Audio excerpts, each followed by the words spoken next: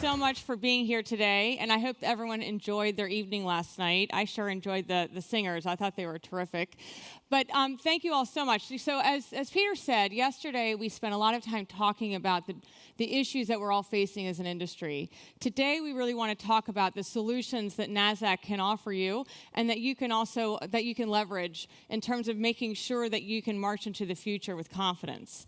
We're going to start by talking about some trends in technology that we believe take us down a spectrum of disruption. And then we'll start to talk about the solutions that Nasdaq has to help you manage that disruption and to help you march into the disruptive markets that we can foresee in the future. And then we'll have Brad really take us into the future with a deep dive on machine intelligence. And he's going to be really fun because he'll look out farther into the future than most people see to see what is possible with some of the new technologies that are coming along. Well, if I start by talking, though, about what are the trends and what I would say the catalysts for change that we've all been experiencing as an industry, there are many. So we just put a few examples up. I think that the one thing that we can all agree on is that regulation has become an enormous catalyst of change for all of us.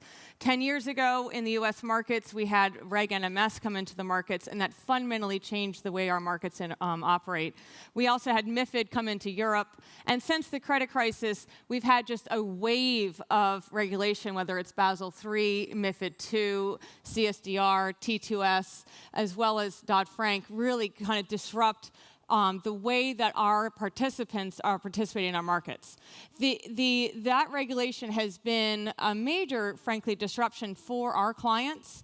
It has distracted them from other things that they might want to do with us. And it has been both, I would say, a risk and an opportunity for the exchange environment, because certainly one of the big changes that came out of that catalyst has been this race to central clearing. So the notional value in central clearing today, or in 2014, was double what it was in 2009. So we've seen this incredible convergence of activity into CCPs over the last 5 or 6 years. And that, of course, then has made for an explosion of data. It's made for a change in the way that participants interact with our markets. We've seen just a massive globalization of capital flows.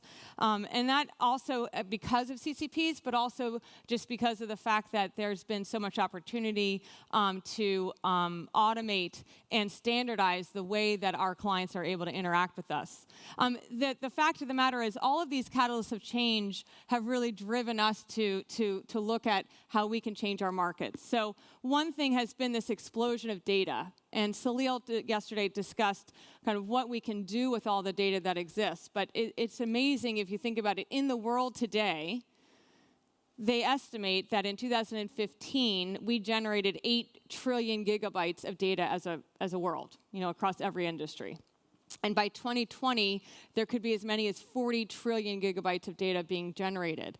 Well, part of the reason why that's happening, or at least one of the catalysts that have created the opportunity for all this data to be created, is obviously the speed of systems increasing dramatically and the storage cost of data dropping like a stone. So what we've seen is the cost of data storage has gone from the equivalent of $10 per gigabyte in 2000 to about 3 cents a gigabyte today. So your ability to store data has then generated the ability for you to generate data. And then, of course, the internet and the mobile revolution that's taken hold of the entire world over the last 20 years has made it so that data has been generated at a more and more increasingly rapid pace. So all of these catalysts of change take us down to look at, well, what does it mean for us as an industry? And what's coming next? So all of those catalysts of change have been things that have been happening to us or by us over the last 10 to 15 years. But as we look into the future, what will continue to be drivers of change and disruption going forward? And I'm going to talk about essentially a spectrum of disruption that could occur with new technologies that are coming into the marketplace. I'm going to talk first about things that are really just the next iteration of a trend that we might already be seeing, all the way through to what could be fundamentally disruptive to our entire business model. And then finally, I'll discuss kind of what is Nasdaq doing about it to help you make sure that you can manage through this change. Well, the first trend is just a continuation of speed and connectivity. Bob said that the innovation over the last decade has really been around speed and connectivity, and we continue to see that being the case. In some cases, your markets, you're saying, look, we're fast enough. We're not really getting that demand from our clients anymore to speed up and speed up and speed up. Well, that is actually probably true across many markets. However, one trend that we are seeing, continue to see, is our clients are asking us for what we call deterministic speed, meaning that it's okay for you to tell me that on average you can execute my order end to end in 5 microseconds, but what happens when there's a burst of volume? What happens in a stress environment? Does that suddenly go to 50 or 100 or 200 microseconds? Because then I can't plan for that. I don't know how my orders are going to interact with you. I don't know how to size my systems. So what we're finding is that FPGA technology is now coming into the marketplace and being used in the financial industry. It is software that is essentially embedded on the hardware that allows for much more deterministic speed. So that the tails, you can bring in those tails and make it so your clients have a much more stable and steady experience with you, regardless of the bursts of volume, regardless of stress environments.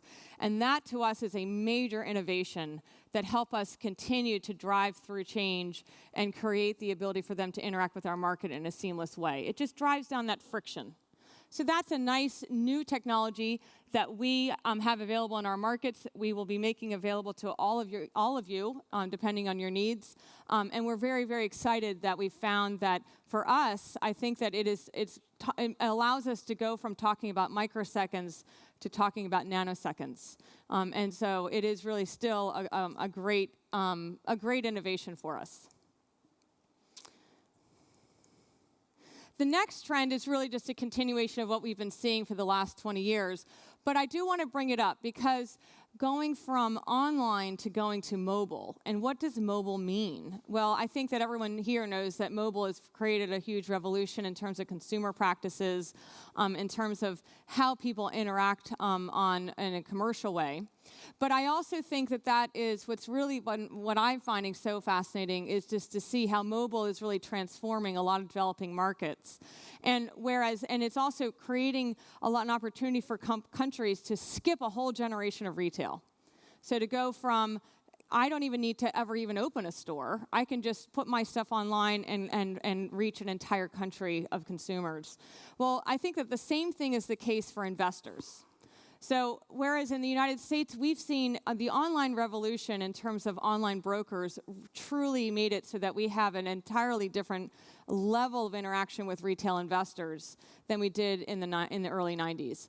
And I think that now that you've got mobile and you can reach rural areas, you can go into any country, and the penetration of mobile is everywhere. If you are someone in Africa and you really want to understand whether or not you're getting the right price for your grain, you now have instant access to the commodity prices for grain on your mobile device. So it allows you to be more intelligent in the way you do commerce.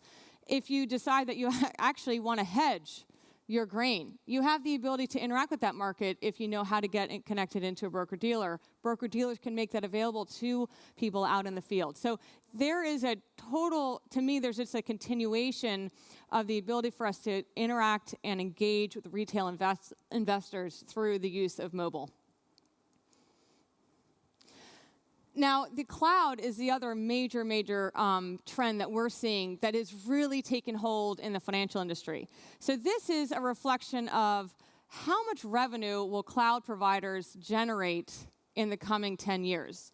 It is estimated that they could generate $500 billion in revenue in the next 10 years. So go ahead and go buy Amazon today. But what we are finding is that there are obviously some major providers of cloud technology, and they're globalizing their presence, and they're putting FPGA into the cloud itself. So what does that mean for us? Well, the number one thing certainly the first use that I think we've all been looking at for the cloud is just data storage. So it's to collapse the price of data storage, as I said before. It allows you also to have data on demand. It allows you to make sure that you can replicate your data in a very private and confidential way. It also, though, as we are starting to look at it, particularly as FPGA comes into the cloud, it allows us to even think about, can we operate our markets in the cloud? Do we need to have our servers in our data centers? Is the cloud, frankly, more secure than our data centers? Can we have essentially a market-on-demand environment that still allows for that speed?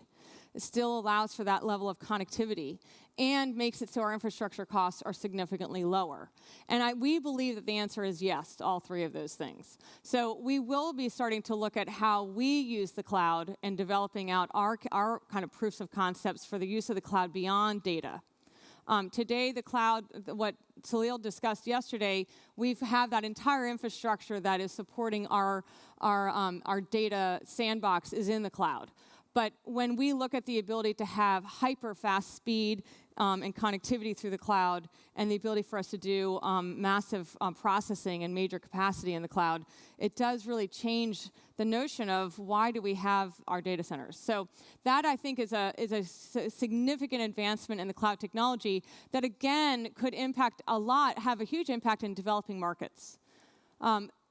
There is an interesting thing that I've been finding very interesting is that a lot of, all of us, frankly, I'll be honest, we're all very nationalistic in the way that we look at our exchanges. We are a huge component of our national economies. We cannot ignore that, and I think that it's actually something that I'm extremely proud of. But at the same time, what ends up happening is that people say, well, then I have to have the servers in my country. Well, what if the servers were kind of nowhere? You know, what if they were just a distributed network? Do you need to have your servers in your country? And if you can have a distributed network, imagine how much cheaper it will be to run your markets and allow for potential regional markets to start to develop in certain developing economies, at least a shared infrastructure. So we're very, very excited about what the cloud can do for us and do for you in the coming years. So moving down that spectrum of disruption, I kind of debated, should I put blockchain next? Or should I put machine intelligence next? Which one is ultimately going to be most disruptive to our business models? I think the jury's out on that. But I guess if I were to, I did it in this order, which I have machine intelligence now and blockchain next. But I think if I were to look inside my heart, I'd actually say that machine intelligence probably has the best ability in the long run to fundamentally disrupt the way that people, the way the markets exist.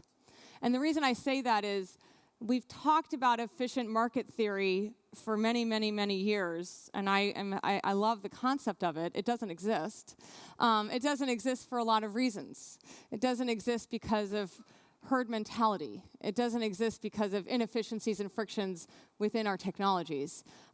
However, when you really think about the future of machine intelligence and the ability for machines to be smarter than humans, and the ability for machines to be able to take in this massive amount of data, process it, come to a conclusion, make a fundamental investment decision, and execute, all in a snap of a finger, it's pretty amazing to think about what machines might do to transform our markets into the future. And we are seeing some participants today who are making all of their investment decisions, fundamental long-term investment decisions by machines. They do not have a human making that decision. They are taking in more data than the Library of Congress, they're using it, and they're generating all of their decisions by computer programs. So it is possible for us to see a fundamental transformation in investment decisions in addition to trading decisions generated by machine intelligence. So pretty exciting. I think also it has a lot of risk to it. I mean, if you think about the herd mentality today, if there's a bad piece of data that enters into that system and can pollute all of the waters, we have to be there very ever vigilant with our surveillance technologies and with our ability to make sure that we're being mindful of the impacts that those types of machines can have on the market. So a lot more to come there, and I don't want to steal Brad's thunder, but a lot of fun to think about. And then, of course, there is the blockchain. So we go down that spectrum of disruption, and I think we all know that in concept, the blockchain can be quite a disruptive impact, particularly in the post-trade environment. We will have an entire session this afternoon, so I'll do a shameless plug. Come and join us for our breakout session on the blockchain if that's of particular interest to you. But what we do see is the blockchain, again, has its own spectrum of disruption. So what we are finding is the earliest implementations of the blockchain are probably going to be most impactful in what we call the bilateral space today. Bilateral contracts are what people are calling smart contracts. is where you can probably have the most immediate impact on the efficiency of markets. So we've done it in the Nasdaq private market because we own the end-to-end chain of activity. And it's really a contract between one seller and just a handful of buyers with a lawyer in between. And if you think of an ISDA agreement, a lot of times that's just one seller and one buyer with a lawyer in between, a contract in between. So there are ways that when you look at these kind of less regulated bilateral types of contracts, why is there so much friction involved in the transfer of that contract from the seller to the buyer?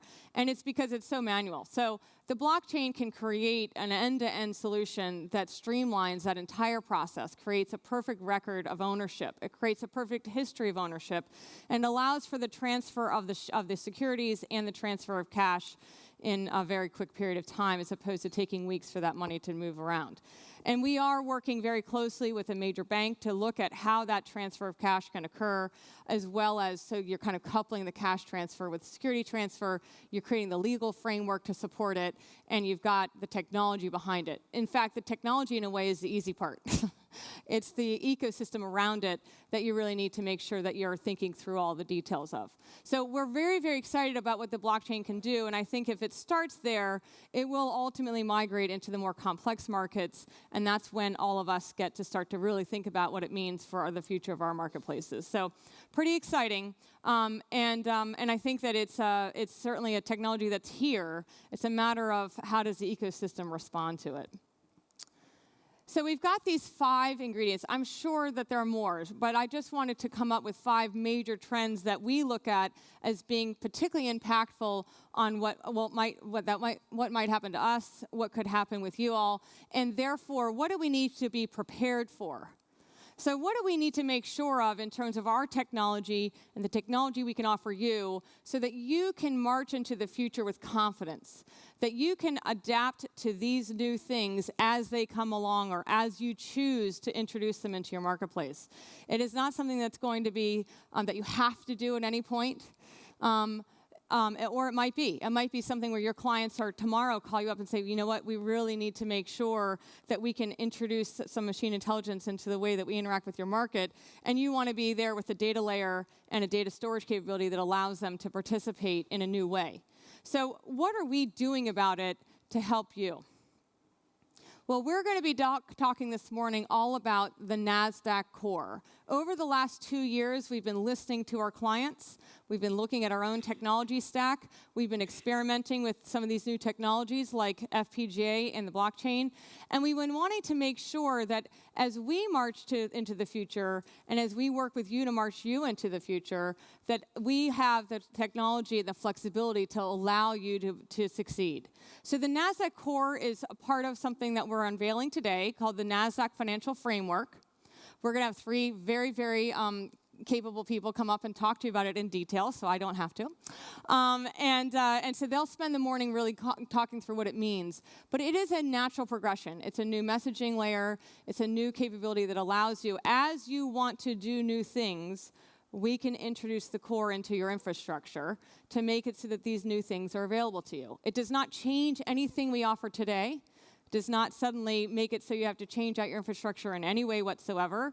But if you are looking at one of these trends and you want to take advantage of it, you want to introduce FPGA into your market, well, then the core enables you to do that. So we'll work with you to bring that core into that component and allow you to start to leverage that new technology. So we're very, very excited about how this can basically be an evolutionary path for you, and it's an evolutionary path for us. So we'll be introducing the core, for instance, as we integrate new acquisitions into our infrastructure, as we go into a new release cycle for one of our technologies, et cetera, so that we can start to bring and integrate the core into our offerings. It allows for us also to be much more modular in the way that we offer you technology, in the way that we test our technology, and much more agile in the way we can deliver our technology. So very, very exciting. But it is a combination of allowing us to integrate the blockchain into our technology, if that's what we choose to do, allowing us to have a much more advanced data store. So this is exactly what we're going to be introducing into our data into our data sandbox. The core will be a component of how we have the interfaces between our systems and the data sandbox, as well as the connectivity services, as I said, in terms of FPGA. So very, very exciting. So it's so exciting that we're going to show you a brief video, but before that or after that? Yes. So before that, I'm going to go ahead and answer your questions. So thank you very much.